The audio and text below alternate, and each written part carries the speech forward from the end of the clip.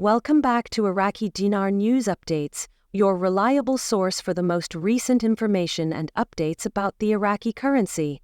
In this video, we dive into one of the most frequently asked and highly anticipated topics in the Iraqi dinar community. How will Chase Bank handle the exchange of Iraqi dinar after a potential revaluation? As momentum builds around the possible revaluation, many investors are eager to understand what financial steps Chase and other major institutions might take. Although the revaluation hasn't officially happened, growing speculation and preparation have left investors with many pressing questions. Will Chase participate? Will there be daily limits? What documentation will be needed? If you're planning to exchange your dinar at a major U.S. bank like Chase, this video is crucial. We'll cover the procedures you can expect, how to prepare your documents in advance, and strategies to help you get the most favorable results. Stick with us to gain confidence and clarity about the upcoming process. Let's start with the biggest concern. Will Chase Bank exchange Iraqi dinar right after a revaluation is announced? This question is on nearly every Iraqi dinar investor's mind. While Chase Bank has not issued any formal statement confirming or denying its readiness to exchange Iraqi dinar post-revaluation, analysts suggest the bank will likely follow a methodical and conservative approach. Historically, during currency adjustments or financial transitions of this scale, major banks implement a phased rollout to minimize risk. It's unlikely there will be an immediate large-scale exchange process. Instead, we may see a prioritized system where customers are invited based on account type, transaction history, and verification readiness. Chase's participation will likely be aligned with government regulations and internal policies. This cautious approach is not just about compliancy.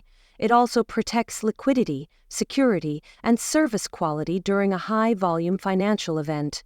One crucial aspect to consider is daily exchange limits. These limits, if enforced, could affect how quickly you can convert your Iraqi dinar into USD or other currencies. Don't expect to walk into a branch and exchange your entire dinar holdings in one visit. The process may take several days or even weeks, depending on the volume you hold and your account status. This is standard practice in major financial transitions to prevent overwhelming the banking system. Higher-tier clients, such as those in Chase Private Client or JP Morgan Wealth Management, may have higher daily limits. Regular account holders, however, could face stricter caps. These restrictions aren't punitive.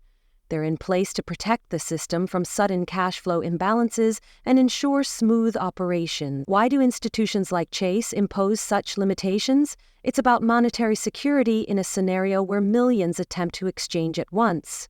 Unrestricted access could bank operations, create processing backlogs, and raise the risk of fraud. Chase must also comply with federal regulations such as anti-money laundering laws, Know Your Customer (KYC) protocols, and risk management policies. These protocols ensure every transaction is legal, traceable, and secure. Before you approach Chase Bank, preparation is key. Chase will likely conduct a thorough screening process. You will need to provide proof of your Iraqi dinar purchase, original receipts, or official documentation showing when, where, and from whom you bought your dinars. Without this, your exchange request may be flagged or denied. You'll also need a government-issued photo ID, such as a driver's license or passport. If you're not an existing Chase customer, you may face additional scrutiny.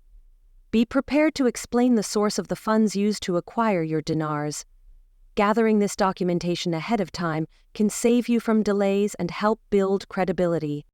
It's also worth noting that Chase may prioritize high-net-worth individuals, so those in its private banking divisions are during the initial exchange period.